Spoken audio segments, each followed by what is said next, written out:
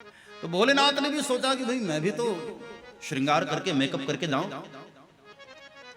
तो भोलेनाथ का मेकअप आपको पता है, चिता भस्मालेपो घर लमसनम दिगपट धरो जटाधारी कंठे भुजगपतिहारी पशुपति कपाली भूते, ये भोलेनाथ का श्रृंगार है। चिता की ताजी ताजी भस्म पूरे शरीर में लगा दिया, सर्प के आभूषण पहन लिए, गले में मुंड का माल धारण कर लिया, हाथ में त्रिशूल और डमरू पकड़ लिया, कमर में मृगचर्म पहना। वैसे तो कैलाश पर दिगंबर ही रहते हैं, लेकिन समाज में जाना है ना तो कुछ पहनना है, तो एक मृगचर्म पहन लिया। कमर में भी एक सर्प बेल्ट की तरह सर्प को लगा दिया, कस दिया।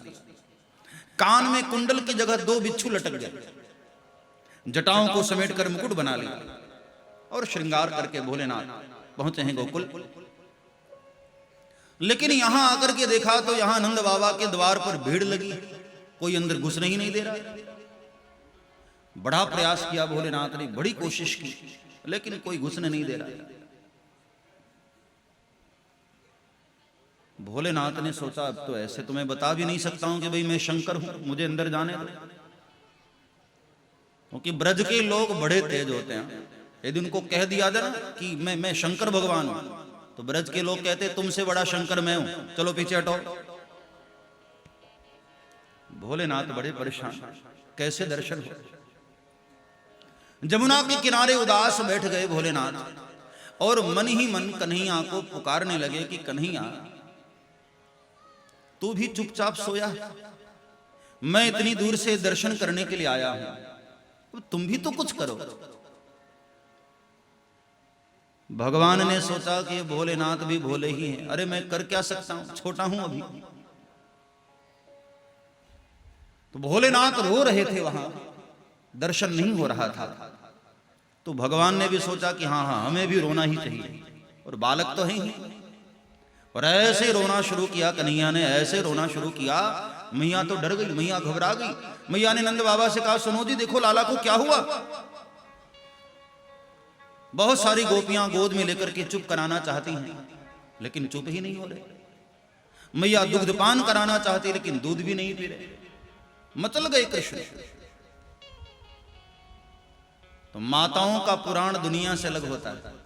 एक बूढ़ी गोपी ने आकर कहा सुनो बहन, मुझे तो लगता है सुबह से लोग आंखें फाड़ फाड़ के देख रहे हैं ना, किसी ने नजर लगा दिया।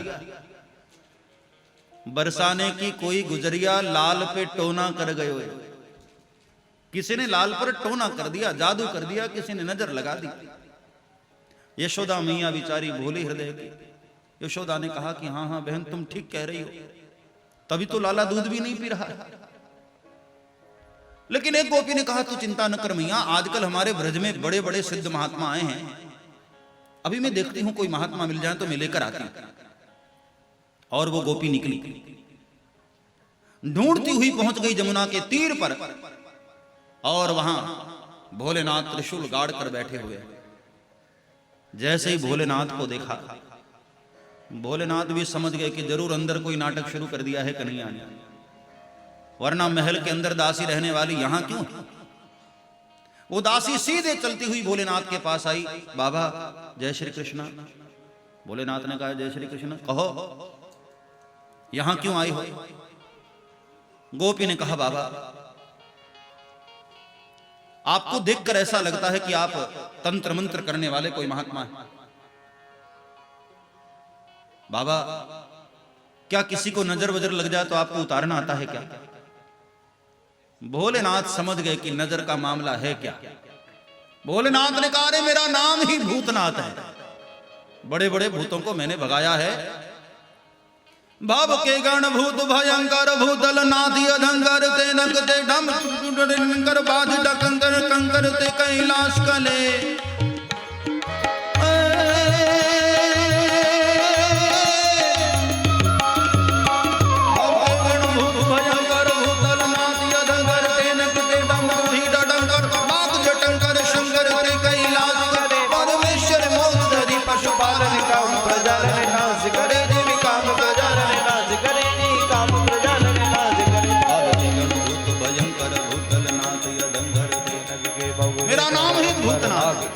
बड़े बड़े भूतों को भगाया है हमने।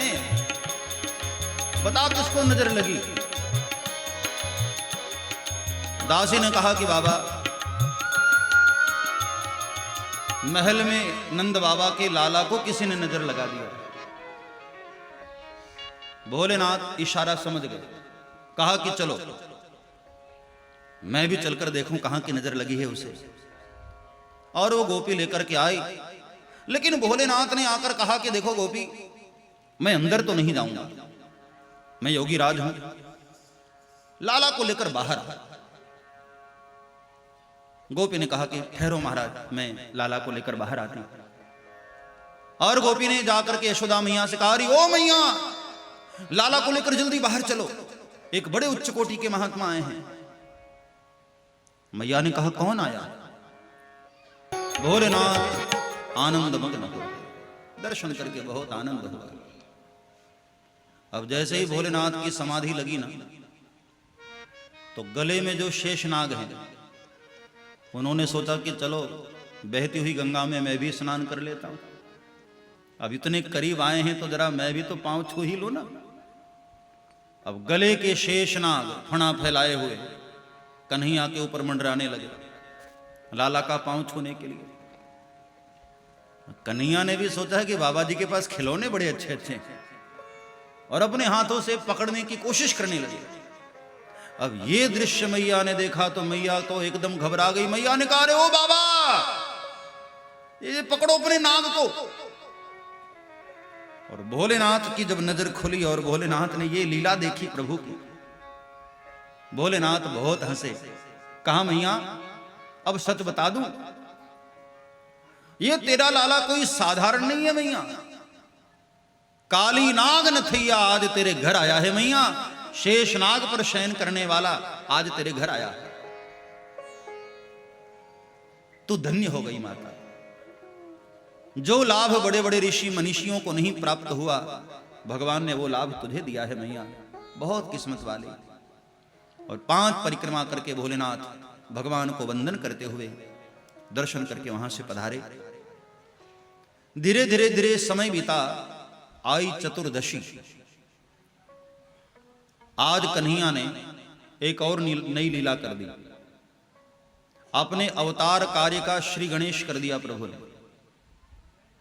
असल में नंद बाबा चले गए मथुरा, कंस को वार्षिक कर देने के लिए,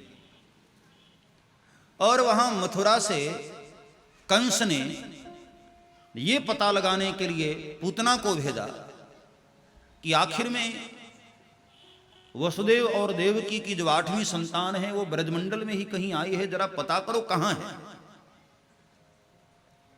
तो पूतना ने बढ़िया श्रृंगार सजकर, एक अच्छी सुंदर स्त्री का वेश लेकर गांव गांव जाती, और जहां भी कोई नया जन्मा हुआ बच्चा दिखाई देता, दूध पिलाने के बहाने गोद में लेती और जहर पिलाकर उसको मारकर भाग आती। यही सब नाटक करते करते अचानक पहुंच गई गोकुल। कन्हैया ने भी कहा कि आओ, एक बार यहां आ गई ना तो अब यहां से अब आगे जाने की जरूरत भी नहीं, यही सब काम हो जाएगा। और दूध पिलाने के बहाने पूतना ने पालने से कन्हैया को गोद में उठाया। मैं संक्षेप में दर्शन करा रहा हूं। तस्मिन् स्तनम दुर्जरवीर्यमुल्बणम घोरांकमादाय शिशोर्ददावथ गाढ़ं कराभ्यां भगवान प्रपिड्यत प्राणै समं रोष समन्वितोऽपि वत्। गोद में उठाया और जैसे ही अपना स्तन कन्हैया के मुख में दिया, सोच रही थी 1-2 घूंट पीते ही मर जाएगा और मैं पटक करके उड़ जाऊंगा। लेकिन महाराज हो गया उल्टा। कन्हैया तो गटक गटक पीते ही जा रहे। पहले पूतना के जहर को पिया, अब जहर खत्म हो गया तो पूतना के दूध को खींचना शुरू किया। अब दूध भी खत्म हो गया तो प्राणै समम रोष समन्वितोऽपि वत्। अचानक कन्हैया ने पूतना के प्राणों को खींचना शुरू किया। पूतना की आंखों के सामने अंधेरा होने लगा, ऑक्सीजन बंद होने लगा। पूतना घबराई, चिल्लाई, अरे लाला छोड़ छोड़, मैं तुझे मारूंगी नहीं। जब पूतना चिल्लाने लगी ना तो मात्र 7 दिन का था कन्हैया, और अचानक से कन्हैया बोल पड़ा, मौसी जी मुझे पकड़ना ही आता है, छोड़ना नहीं आता मुझे। एक बार पकड़ लेता हूं तो ठिकाने लगाकर ही छोड़ता हूं। और देखते ही देखते कन्हैया ने पूतना के प्राणों को भी खींचा और पी गए। पूतना का उद्धार किया। ग्वाल बालों ने बाद में जय जयकार किया, बोलिए बाल कृष्ण लाल की। इस प्रकार से भगवान ने पूतना का उद्धार किया। तत्पश्चात भगवान ने एक और असुर का उद्धार किया, शकटासुर का, तृणावर्त का उद्धार किया। 3 असुरों का भगवान ने नाश किया। और इतने में धीरे धीरे धीरे समय बीतता रहा। भगवान थोड़े और बड़े हो गए।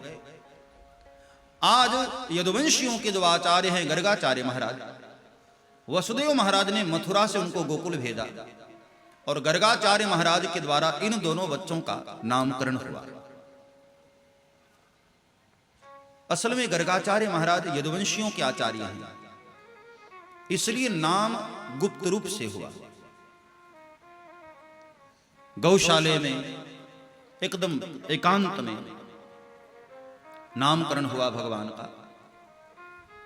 सबसे पहले दाऊ भैया का नामकरण हुआ।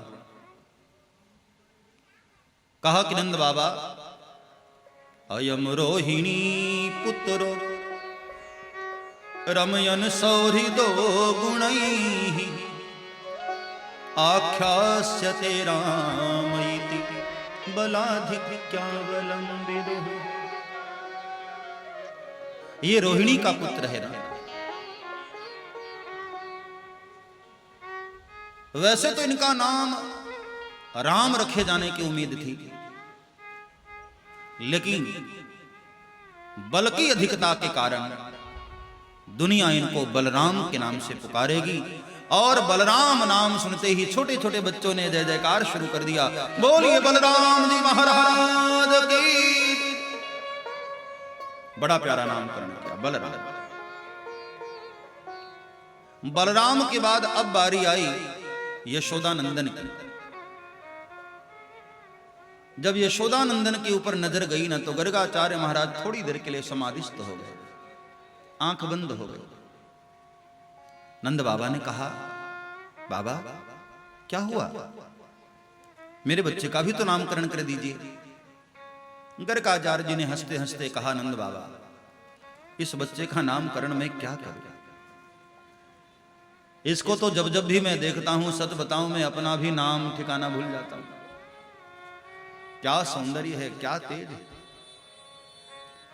लाली देखन मैं गई तो मैं भी हो गई लाल, लाली देखूं लाल की जित देखूं तित लाल।